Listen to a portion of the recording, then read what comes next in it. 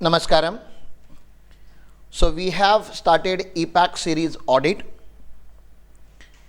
and phase 1 में हमने बात किया कि आपको बहुत सारे रिकॉर्ड कीपिंग सीखने पड़ेंगे, बुक कीपिंग सीखना पड़ेगा. Phase 2 you need to have very deep understanding of accounting. Today we are starting with phase 3.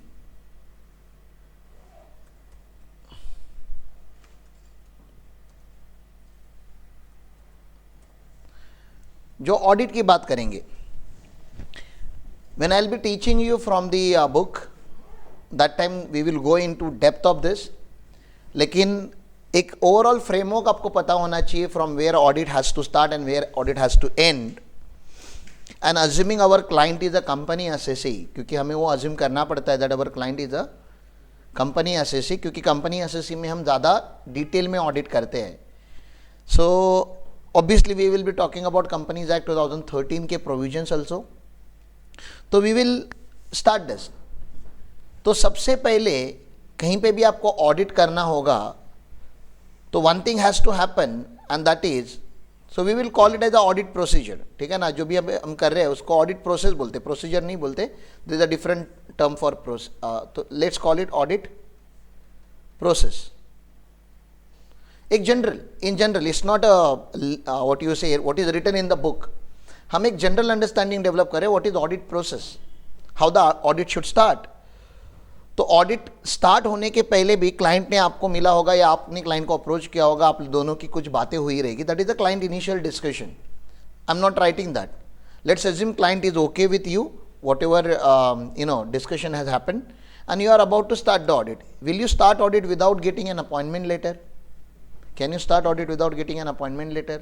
नहीं. तो आपने क्लाइंट को ओवरऑल मीटिंग किया है, you have had visited client premises, देखा आपने क्या है, थोड़ा बहुत अपने अपने लेवल पे अंडरस्टैंडिंग डेवलप किया, but general understanding you have not gone into it. और उसके बाद आपने डिसाइड किया कि हाँ मैं ये ऑडिट करना चाहता हूँ या नहीं करना चाहता हूँ. तो अपॉइंटमेंट लेटर देने से पहले आपको कंसेंट देना पड़ता है कंपनी को. That is known as consent letter, that I am eager to do this audit or I am willing to do this audit and I am not related to you. किसी भी angle से a related person cannot do the audit, right? क्योंकि related person independent नहीं होता, हमें independent रहना होता है. ऑडिट कौन कर सकता है? जो एक independent opinion दे सकता है, right? तो हमारा स्टेप 1 आप बोल सकते हो कि ऑडिट प्रोसेस में द स्टेप 1 शुड बी, ये नहीं हुआ है क्या? सॉरी यार.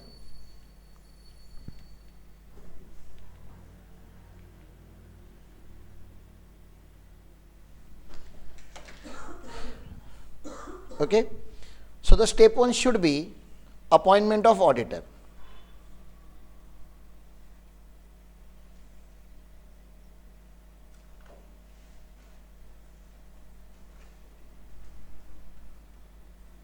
हाँ, आप लोग नोट्स बनाते रहिए because sometime what I right even I don't understand. तो आप लोग अपनी अच्छी हैंड राइटिंग में नोट्स बनाइए. Appointment of auditor. ना व्हेन आई से अपॉइंटमेंट ऑफ ऑडिटर, मैं यहाँ पे इसको ओपन करना चाहता हूँ. अपॉइंटमेंट ऑफ ऑडिटर के लिए सबसे पहले you should know the qualification of auditor. क्या आपको पता होना चाहिए? क्वालिफिकेशन ऑफ ऑडिटर, कि भैया ऑडिटर बन कौन सकता है. क्वालिफिकेशन इंपॉर्टेंट नहीं है. क्वालिफिकेशन तो बहुत सिंपल है. मुझे बताओ कंपनीज एक्ट में हु कैन बिकम ऑडिटर और इनकम टैक्स एक्ट में who can become auditor? A chartered accountant. तो यू शुड नो कि हम जब स्टैट्यूटरी ऑडिट या टैक्स ऑडिट की बात करें, we are talking about chartered accountant. अगर आप सेक्रेटरियल ऑडिट की बात कर रहे हो then it has to be company secretary. अगर आप कॉस्ट ऑडिट की बात कर रहे हो तो it has to be cost accountant. तो there are different audits and there are different qualifications. मैंने क्या बोला, समझ में आया? हेलो. एंड इंटरनल ऑडिट करने का तो कोई क्वालिफिकेशन है ही नहीं, मतलब टेक्निकली नहीं है, लीगली नहीं है. Obviously a person should B auditor, तो उसमें ऑडिटर की कुछ क्वालिटी होनी चाहिए. He should be knowledgeable person. तो क्वालिफिकेशन आप चेक करोगे, कोई भी नहीं. मैं किसी पर्टिकुलर ऑडिट की बात नहीं कर रहा, मैं एक जनरल ऑडिट्स की बात कर रहा हूँ. It can be any audit, it need not to be statutory audit. Obviously more we will talk about statutory audit, क्योंकि जो ढांचा हर ऑडिट का होता है, बी इट इंटरनल ऑडिट और बी इट कॉस्ट ऑडिट और सेक्रेटरियल ऑडिट, एक ढांचा जो हम यूज करते हैं, एक स्ट्रक्चर जो यूज करते हो, हमेशा स्टैट ऑडिट का यूज करते हैं, स्टैट्यूटरी ऑडिट का यूज करते हैं. तो क्वालिफिकेशन, सीए एक्ट, सीए होना चाहिए, CA as per CA act, and then practice में होना चाहिए. Person should be in practice, right. तो that is the general start audit का क्वालिफिकेशन। बहुत सारे एक्ट ने क्या करके रखा है, डिसक्वालिफिकेशन भी लिख के रखा है। तो क्वालिफिकेशन से ज्यादा इंपॉर्टेंट क्या है, disqualification, when you can not become auditor, ठीक है। तो मैं उस कंपनी का मालिक हूं, तो जिस कंपनी का मालिक मैं हूं and I am a chartered accountant, can I become the auditor? क्यों? Can I give the independent opinion? नहीं। तो ऑडिट में एक वर्ड बहुत इंपॉर्टेंट है, इंडिपेंडेंट। इंडिपेंडेंट मतलब इट्स लाइक अ जज। जज तो आपको समझ में आता है ना, जज अगर क्रिमिनल का रिलेटिव होगा तो क्या जज इंडिपेंडेंट ओपिनियन देगा? नहीं। इंडिपेंडेंट मतलब अनबायस, अनबायस मतलब फेयर ओपिनियन, जो सच है उसी के बेस पे आपको ओपिनियन देना होता है। मेरी वाइफ कंपनी की डायरेक्टर है तो मैं ऑडिटर बन सकता हूं क्या? नहीं। रिलेटेड पार्टी, मैं कंपनी का शेयर होल्डर हूं, क्या मैं रिलेटेड, मैं मतलब शेयर होल्डर मतलब अच्छा खासा शेयर होल्डर, 40% 30% शेयर होल्डर हूं, तो अभी भी नहीं कर सकता। आप समझ रहे हो ना, मैंने कंपनी को लोन दिया या कंपनी ने मुझे लोन दिया है। ये सारी चीजें क्या बता रही है आपको, आपका इंडिपेंडेंस यहाँ पे डिस्क्वालीफाइड हो गया। समझ रहे हैं ना, आप इंडिपेंडेंट नहीं हो, तो आप इंडिपेंडेंट नहीं रहोगे तो आप ऑडिट नहीं कर सकते। तो सबसे पहले क्वालिफिकेशन देखो, उसके बाद क्या देखो, डिस्क्वालिफिकेशन देखो। उसके बाद आपको देखना होता है कि आपका स्कोप ऑफ ऑडिट क्या है। मतलब वो सामने वाली पार्टी ऑडिट क्यों करा रही है, that is scope of audit, कि भैया मैं क्या करूं, एग्जैक्टली कौन सा ऑडिट करूं। पता चला आपको स्टैट्यूटरी ऑडिटर के लिए अपॉइंट किया, बाद में बोलते टैक्स ऑडिट भी करके दे दो, बाद में बोलते इंटरनल ऑडिट भी करके दे दो। आपको स्कोप डिफाइन करना पड़ेगा। Internal auditor can not become a statutory auditor, statutory auditor can not become internal auditor. कभी कभी क्लाइंट को नहीं पता होता तो आपको उसको समझाना पड़ता है, sir this is what I can do and this is what I can not do in my professional capacity, ठीक है। देन आप अकाउंटिंग कर सकते हो क्या क्लाइंट का, जब आप ऑडिटर हो तो अकाउंटेंट भी आप ही और ऑडिटर भी आप ही, मजा नहीं आ जाएगा, पेपर लिखो भी आप, पेपर चेक भी आप करो। तो स्कोप ऑफ ऑडिट में आपको ये सब बातें लिखनी होती है। Then there is something called engagement letter. क्या लेना पड़ता है आपको,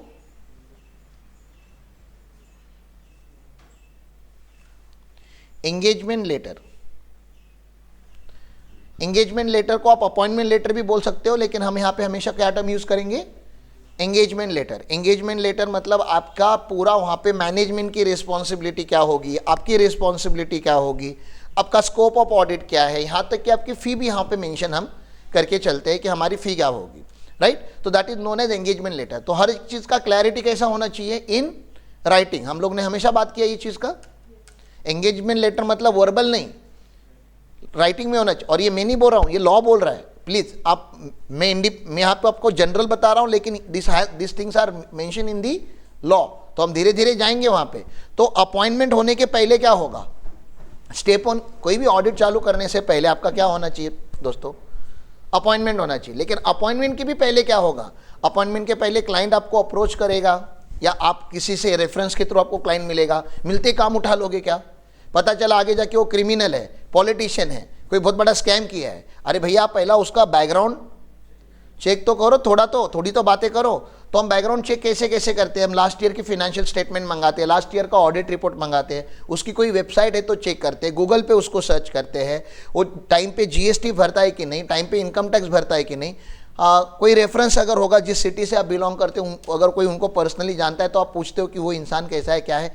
तो you need to do this. ये आपने अपना खुद का इन्वेस्टिगेशन कर लिया पहले ही, फिर आपकी उसके साथ ऑफिशियल एक मीटिंग होगी, क्लाइंट के साथ आप मिलोगे, क्लाइंट से बात करोगे, हाँ जी सर बताइए आपके लिए क्या किया जाए, वो बताएगा, आप अपना बैकग्राउंड बताओगे, वो अपना बैकग्राउंड बताएंगे, वो अपनी स्टोरी बताएंगे, आप अपनी स्टोरी बताओगे, आप जाके देखोगे कंपनी कैसे चलती है, अकाउंटिंग सिस्टम कैसा है। ये जनरल आपने करके रखा हुआ है, एक दो मीटिंग्स हो चुकी, शायद 3 मीटिंग हो चुके हैं आपके इसके पहले। And now client is also comfortable, you are also comfortable, and then you have to give the consent, they will give the offer letter या appointment letter, and then आप जब भी ये सब चेक करोगे उसमें पहले आप देखोगे whether you are qualified to do this. Most importantly, you should not be disqualified to do the audit. And then scope of audit has to be very precise. And then जो scope आपने define किया उसको आपको कहाँ पे लिखना पड़ेगा, engagement letter में। तो जो भी बातें आपकी वर्बली अभी तक हुई थी उसको आपको कहाँ पे लिखना है, एंगेजमेंट लेटर में। अब आपका एंगेजमेंट लेटर आ गया आपके हाथ में, you are officially having engagement letter. समझ में आ रहा है। अब एंगेजमेंट लेटर आने के बाद क्या करने का, अब जो हमारी टीम होती है उसको प्ले में लाना पड़ता है। तो अपॉइंटमेंट होने के बाद हमें उनके बिजनेस को इवैल्यूएट करना पड़ता है। किसके बिजनेस को इवैल्यूएट करना पड़ता है, क्लाइंट के बिजनेस को इवैल्यूएट करना पड़ता है। तो क्लाइंट के बिजनेस को इवैल्यूएट करने के 3 स्टेप्स होते हैं।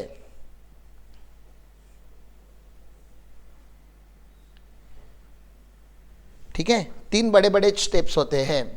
तो क्लाइंट किसी ना किसी इंडस्ट्री से बिलोंग करेगा।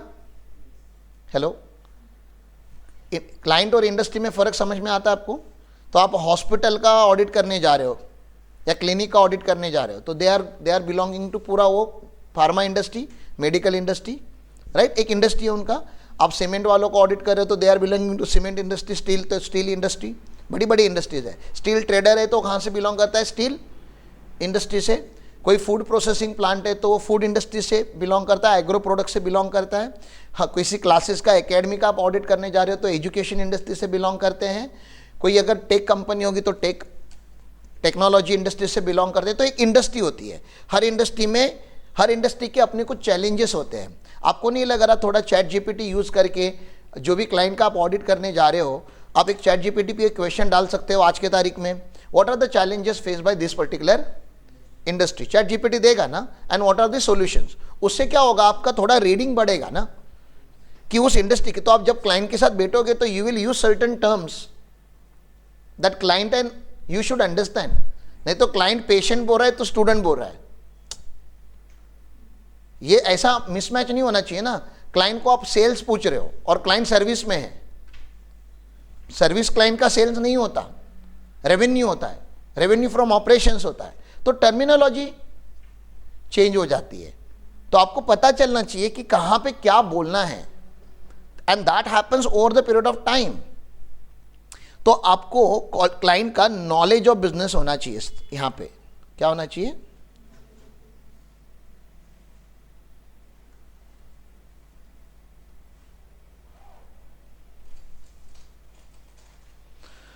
Knowledge of business of entity, ठीक है ना। जो भी एंटिटी का आप ऑडिट करने जा रहे हो उसका नॉलेज मैंने लिखा है। नॉलेज मतलब नॉलेज का कोई लिमिट है क्या? आधा किलो, 1 किलो, 1.5 किलो, ऐसा कुछ होता है क्या नॉलेज मतलब जितना ज़्यादा हो उतना अच्छा है ना। तो क्लाइंट का फैमिली ट्री क्या है? हाँ, क्लाइंट का फैमिली ट्री कौन है? दादाजी ने बिजनेस स्टार्ट किया था, फिर कैसा कैसा आगे गया, तो नॉलेज ऑफ क्लाइंट बिजनेस ना। तो टॉप मैनेजमेंट कौन है, मिडिल मैनेजमेंट कौन है, लोअर मैनेजमेंट कौन है, कितने एम्प्लॉयज़ है, कितने एम्प्लॉय कितने साल से है उनके पास हैं, क्या उनकी प्रोडक्ट लाइन है, सप्लाई चेन उनका कैसे चलता है, वो परचेस कहाँ पे करते हैं, सेल कहाँ पे करते हैं, उनके मेजर डेटर्स कौन है, मेजर क्रेडिटर्स कौन है, उनकी कोई वेबसाइट है क्या, उनकी कोई वीडियो है क्या, कोई उनका सोशल मीडिया पेज है क्या।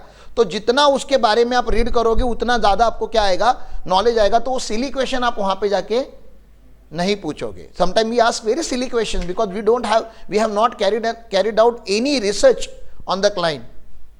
तो आपको जब काम चालू करना है तो आपको अच्छा खासा एक मैनेजर होता है, ऑडिट मैनेजर, एक जो लीडर होता है, उसको बहुत ज़्यादा डेप्थ में जाके उसके ऊपर रिसर्च करना होता है। Everybody can not do the research.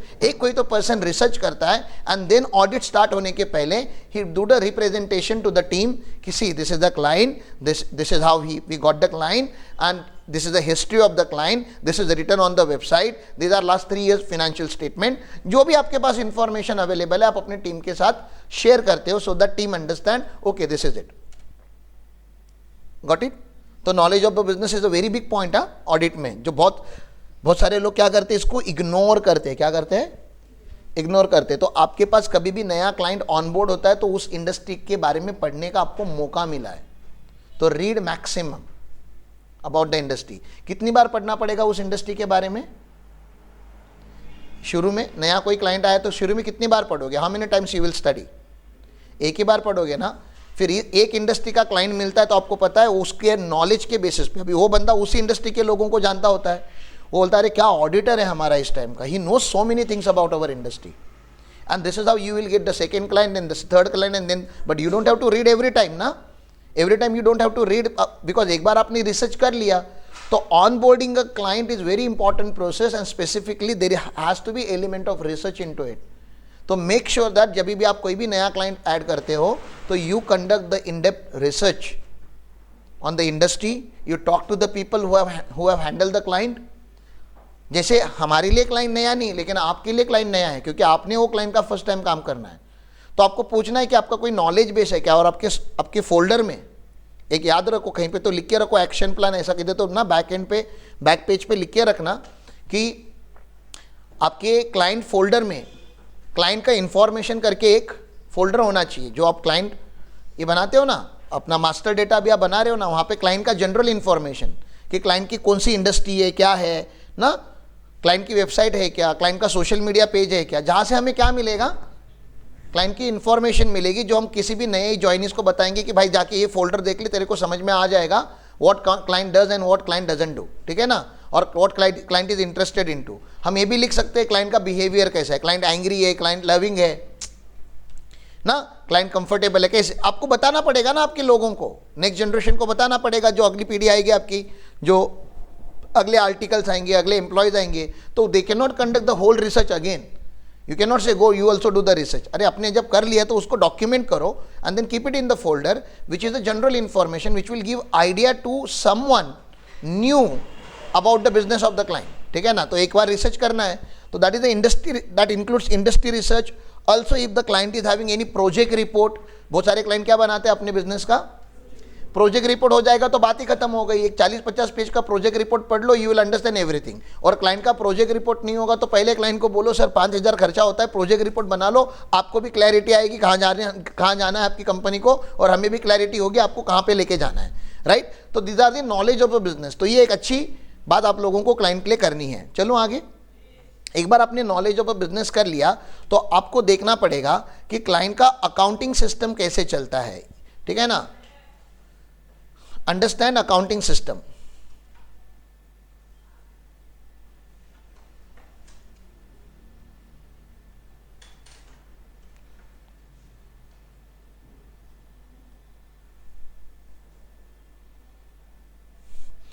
Understand accounting system.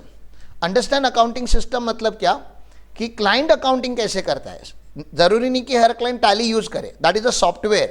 I am not talking only about software. Accounting system क्या है उसका, पेटी कैश कौन मेंटेन करता है उसकी, बैंक अकाउंट्स कहाँ पे है, बैंक अकाउंट्स का ऑथोराइजेशन किसको है, उनका उनका वाउचर कैसे बनता है, वाउचर बनाता कौन है, वाउचर अप्रूव कौन करता है, सैलरी कैसे वहाँ पे होती है, उनका पेरोल कैसे रन होता है, उनके यहाँ पे परचेसेस कैसे होते हैं, उनके यहाँ पे सेल्स को कैसे रिकॉर्ड किया जाता है, उनका रिसीवेबल मैनेजमेंट सिस्टम क्या है, उनका पेएबल मैनेजमेंट सिस्टम क्या है, उनका रिकंसिलिएशन कैसे होता है, how they carry out R1 and sales का reconciliation, how they do purchase का एंड टू बी का रिकंसिलिएशन, और अगर रिकंसिलिएशन में अगर कोई मेजर वेरिएंस आएंगे तो उसको हैंडल कैसे करते हैं, who reports to whom, who is the junior accountant, who is the senior accountant, who is the CFO of the company, पता होना चाहिए ना आप लोगों को ये सब। तो अंडरस्टैंड अकाउंटिंग सिस्टम मतलब I am not only talking about journal entry कैसे मारते हैं, okay that is the core, that you have to understand, but you need to understand the whole accounting system की ट्रांजैक्शन जनरेट कहाँ पे होता है और फाइनली बैलेंस शीट तक वो ट्रांजैक्शन रूट कैसे होता है। यहाँ तक क्लियर है, समझा मैं। अंडरस्टैंड अकाउंटिंग सिस्टम करोगे ना ये चीज़। तो अभी तक क्या हुआ है आप लोगों का, we have started auditing process, जो आप लोग लेट आए हो। अपॉइंटमेंट ऑफ द ऑडिटर होता है पहले, सबसे पहले अपॉइंटमेंट ऑफ ऑडिटर होने के पहले 2-3 क्लाइंट से मीटिंग होते हैं to understand the client, client understands you, you understand the client. आप लोगों की वो सारी बातें करके चाय नाश्ता करके खाना खा के हो चुका है। अब आपको देखना है whether you are actually qualified to do the job. Sometime you are not qualified. कोई मुझे बोलेगा सिस्टम ऑडिट करो, सिस्टम ऑडिट मतलब IT ऑडिट करो, I am not qualified for that. There is a separate degree which is required, there is a DISA, diploma in system audit करके हमारा यहाँ पे अलग से CA इंस्टीट्यूट का कोर्स होता है। तो I am not a DISA qualified, so I can not do the system audit. तो there is a qualification and then there is a disqualification. बहुत सारे ऑडिट का आपको डिसक्वालिफिकेशन पता होना चाहिए। कंपनीज एक्ट का पढ़ लो, बाकी सारे एक्ट में ऑलमोस्ट सेम ही लिखा हुआ है।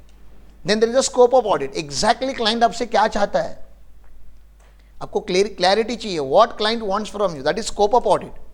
एंड स्कोप ऑफ ऑडिट के हिसाब से आप फी निगोशिएट करोगे। एक बार आपका फी निगोशिएट हो गया तो क्या वर्बली बात करके खत्म कर देंगे, नहीं, तो एंगेजमेंट लेटर ड्राफ्ट करना है आपको, डिटेल में एंगेजमेंट लेटर ड्राफ्ट करोगे, और उसके बाद इसको, इस प्रोसेस को हम बोलेंगे अपॉइंटमेंट ऑफ ऑडिटर हम स्टैट्यूटरी ऑडिटर के एंगल से देखेंगे, क्योंकि वहाँ पे बहुत डिटेल में प्रोसीजर लिखा गया है कि कुछ ऑडिटर को बोर्ड ऑफ डायरेक्टर्स अपॉइंट करते हैं, कुछ ऑडिटर्स को एनुअल जनरल मीटिंग में शेयर होल्डर अपॉइंट करते हैं। तो देयर इज अ प्रोसीजर, तो procedure is different for different audit. मैं किसी पर्टिकुलर ऑडिट की बात नहीं करना चाहता, मैं एक जनरल ऑडिट्स की बात कर रहा हूँ यहाँ पे कि कोई भी ऑडिट आने दो या कोई भी क्लाइंट आपके पास आने दो, ऑन बोर्डिंग की प्रोसेस हम की बात कर रहे हैं। समझ में आ रहा है आपको? या तो नॉलेज ऑफ अ बिजनेस होना बहुत ज़रूरी है आपको। अपॉइंटमेंट हो गई तो अभी इन डेप्थ नॉलेज ले लो, एक फोल्डर बनाओ और क्लाइंट के बारे में जो जो इन्फॉर्मेशन आप कलेक्ट कर सकते हो वो सारी इन्फॉर्मेशन कलेक्ट करके उस एक जनरल इन्फॉर्मेशन फोल्डर में डाल दो। आई am not talking about KYC of the client, I am not talking about the legal document of the client, I am talking about general information about the client. एक page तो लिखो, एक word file open करो and write down what ever you can understand about the client. Okay, it should be there. So that is knowledge of a business. Then understand accounting process, total accounting process कि sir आपके यहाँ पे purchase sale कैसे होता है पूरा देखो ना। असेट परचेज करना होता है तो कौन डिसीजन लेता है, असेट सेल करना होता है तो कौन डिसीजन लेता है, डिसीजन लेते हो तो उसको डॉक्यूमेंट कैसे किया जाता है, वो डॉक्यूमेंट्स कहाँ पे रखे जाते हैं, रिकॉर्ड्स कहाँ पे है सर आपके, रिकॉर्ड्स आपके फिजिकल होते हैं कि रिकॉर्ड्स आपके वर्चुअल होते हैं। अच्छा, तो इसका एक्सेस किसके पास है, अगर आपका कोई सर्वर है तो सर्वर का एक्सेस किसके पास है, आपका डेटा मैनेजमेंट कैसे होता है, सर डेटा कभी लॉस्ट हुआ तो क्या करोगे, बैकअप सिस्टम क्या है आपका। तो आपको ये सारी चीज़ें उसको क्लाइंट के बारे में पूछनी और डॉक्यूमेंट करनी है, खाली बात करके छोड़ना नहीं है, हर चीज़ को डॉक्यूमेंट करना है। That is understanding the accounting process. Then there is something called evaluation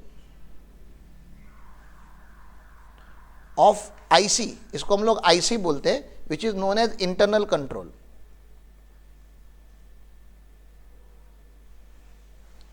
Internal control system. Evaluation of internal control system.